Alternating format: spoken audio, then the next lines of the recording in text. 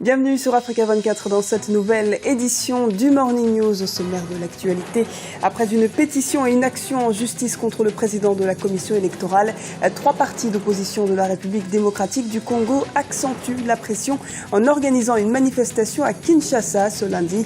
Objectif, empêcher le président Joseph Kabila de se présenter aux élections de 2016.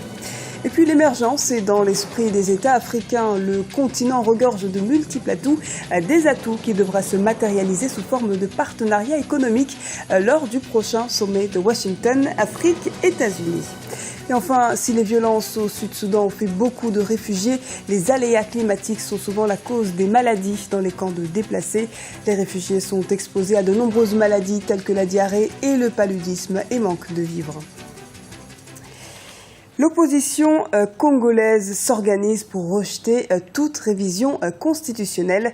3 partis, un objectif, barrer la route à une éventuelle candidature du président Joseph Kabila à la présidentielle de 2016. Les partis de l'UDPS d'Étienne Tshisekedi, l'UNC de Vital Kamerhe et ESSID de Martin Fayulu appellent les Congolais à se réunir le 4 août à Kinshasa.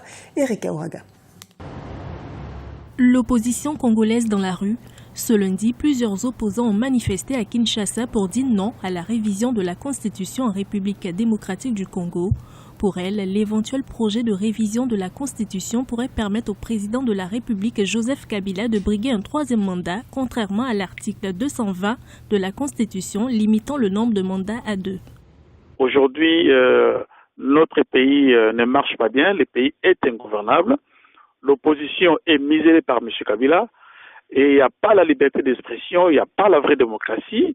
Et nous avons constaté que la majorité mécanique au pouvoir cherche à modifier la Constitution, et surtout l'article 220 qui limite les mandats présidentiels, raison pour laquelle nous sommes mobilisés avec la population congolaise pour dire non à la modification de la Constitution, non à la modification des articles clés. Du côté de la majorité présidentielle, l'heure n'est pas à un nouveau mandat. Selon le porte-parole du gouvernement Lambert Mende, la prochaine révision de la Constitution concerne uniquement les articles clés de la Constitution en rapport avec l'élection des députés provinciaux. Mais le projet de réforme constitutionnelle est bien connu. Il porte sur des articles qui n'ont pas été verrouillés par la Constitution. Nous nous demandons au nom de quel principe démocratique l'opposition peut refuser à la majorité le pouvoir de faire quelque chose que la Constitution autorise. Considérons cela comme un abus. L'opposition s'exprime comme elle veut. Elle n'a qu'à le faire conformément au règlement qui existe dans la ville où elle veut s'exprimer, c'est tout. Elle se met en contact avec la police locale et puis elle fait son activité. Nous ne voyons pas où est le problème, mais seulement sur le fond, il n'y a aucune justification à ce qu'on interdise à la majorité de faire quelque chose que la Constitution autorise. Selon la Constitution, les prochaines élections devraient avoir lieu d'ici fin 2016. Mais avant, les ressources financières et matérielles devraient être fournies pour que le scrutin se déroule dans les délais. Dans le reste de l'actualité, le nouveau Parlement libyen issu des élections du 25 juin s'est réuni ce lundi à Tobrouk. Une première rencontre qui a eu lieu sur fond d'affrontements meurtriers. Au même moment, à Tripoli, les combats ont fait rage entre milices rivales. Après une cérémonie protocolaire, les députés ont prêté serment et doivent désormais élire le président de la Chambre des représentants. La seconde séance du procès de Karim Wade a démarré ce lundi. Le juge devait délibérer sur les exceptions de nullité concernant la validité de la constitution de certains avocats. Les avocats de la partie civile contestent le fait que d'anciens ministres puissent se constituer pour défendre Karim Wade. Reportage d'Elhaj Ndiaye, notre correspondant au Sénégal. Le deuxième jour du procès de Karim Wade ce lundi 4 août. Lors de cette audience, la CREI devra se prononcer sur une exception de nullité soulevée par la partie civile jeudi dernier, 31 juillet, à savoir si un avocat, ancien fonctionnaire ou ancien agent de l'État peut plaider pour ou contre l'État. Ce procès tant attendu par la population sénégalaise peut prendre tout le temps nécessaire, selon le président de la CREI, vu le nombre de témoins ainsi que le dossier de Karim Wade, lourd de 46 000 pages. C'est un jugement qui ne peut pas se faire du jour au lendemain. Vu le dossier volumineux, Karim Wade, quand on parle des milliards, ce n'est pas un jugement qu'on peut faire une semaine, 2 semaines. Ça demande beaucoup de réflexion, beaucoup de pertinence C'est pas facile. Les gens croient que c'est facile. Ce qui m'inquiète dans tout ça, c'est qu'ils avaient démarré, je pense bien, par un montant de 694 milliards que Karim Wade devait justifier. Et là, on est à 117 milliards de francs CFA, c'est inquiétant, et je ne sais pas ce qui s'est passé. Je demande seulement que la lumière soit faite dans cette affaire. Ancien ministre de l'énergie, des transports aériens et des infrastructures de 2009 à 2012, Karim Wade s'est présenté ce jeudi comme un détenu politique. C'est un procès éminemment politique qu'on le libère et puis qu'on va à notre préoccupation. L'urgence est ailleurs, l'urgence est de satisfaire la demande sociale, l'urgence est de replacer notre pays sur les rames du progrès.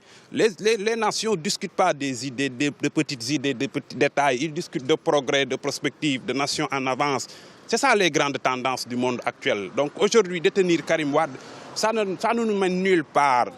Le parquet a cité près de 90 témoins à comparaître. Parmi eux figure notamment l'ancien notaire de Karim Wade, des associés, mais aussi l'ancien ministre des Finances Abdoulaye Diop. Reste à savoir si la liste des témoins de la défense sera validée. Il figure l'homme d'affaires franco-libanais Abbas Jaber, l'ancien premier ministre Idrissa Seck, Abdoulaye Wade ou encore Macky Sall. Le sommet États-Unis-Afrique débute ce mardi et l'essentiel des échanges devrait concerner les relations économiques entre les États-Unis et le continent africain. Objectif pour les 50 pays représentés à Washington, attirer les investisseurs, comme nous l'explique Guillaume Durand. Attirer les investisseurs étrangers dans des secteurs stratégiques de croissance. C'est l'un des objectifs pour les gouvernements africains à l'occasion du sommet États-Unis-Afrique qui se déroule à Washington du 5 au 6 août. Les mines, l'agriculture ou encore le tourisme constituent d'ailleurs les secteurs prioritaires pour accélérer le développement du continent. Nous affichons un taux de croissance de 5,5%. Notre économie est en plein essor. L'inflation a été contenue à 3%, ce qui contribue à notre croissance. Les mines, l'agriculture, les énergies ou encore le tourisme sont des secteurs où les investisseurs ont beaucoup à faire. Ce sont également des secteurs clés pour notre stratégie de développement. Pour de nombreux pays du continent, l'accent doit également être mis sur la jeunesse, cheville ouvrière du développement africain de demain. Ainsi, l'éducation et l'accès à l'emploi seront au cœur des discussions entre les différents participants. Notre responsabilité dans le maintien de l'espoir pour la jeunesse ne vaut que par la participation effective de celle-ci. Cette participation ne peut se faire qu'avec un système éducatif rénové, l'accès aux nouvelles technologies et des perspectives d'emploi. De leur côté, les États-Unis souhaitent approfondir les relations commerciales avec l'Afrique. À ce jour, ils ne sont que le troisième partenaire économique du continent, derrière la Chine et l'Union européenne. Au Sud-Soudan, le conflit armé entre les forces gouvernementales et rebelles donne lieu à une crise humanitaire de grande ampleur. Les conditions de vie sont très difficiles, notamment dans les camps de réfugiés. Aujourd'hui, les réfugiés sud-soudanais survivent difficilement, notamment à cause des aléas climatiques et des maladies. Les précisions d'Erika Ouraga. Le conflit au Sud-Soudan continue de laisser des séquelles. En fuyant les combats, les réfugiés de Bentiu au Sud-Soudan espéraient vivre dans des conditions de vie plus décentes. Mais une fois dans les camps de déplacés, le constat est tout autre. Leurs tentes sont trempées d'eau du fait des pluies diluviennes dans le pays. Les conditions de vie sont très difficiles ici. Nous sommes obligés de nous déplacer vers un autre endroit avant que tout le camp ne soit inondé. Le manque d'infrastructures sanitaires, l'absence de moyens de transport et surtout l'absence de nourriture, ce sont les principaux problèmes auxquels sont confrontés les réfugiés. Avec les inondations, les populations sont également exposées à des maladies. Avec ces déplacements, la plupart des familles n'ont pas été en mesure de cultiver. Le manque de nourriture était très prévisible. La malnutrition s'est donc installée et les épidémies également augmentent. Il y a beaucoup de réfugiés qui souffrent de paludisme et de maladies diarrhéiques. Si rien n'est fait, la situation risque de s'aggraver dans les 5 prochaines années. Selon l'UNICEF, plus d'1 million de personnes ont fui les conflits de décembre 2013 et près de 10 000 personnes y auraient perdu la vie. Et c'est la fin de ce journal. Merci de nous avoir suivis. Retrouvez dans un instant une nouvelle édition du Morning News sur Africa 24.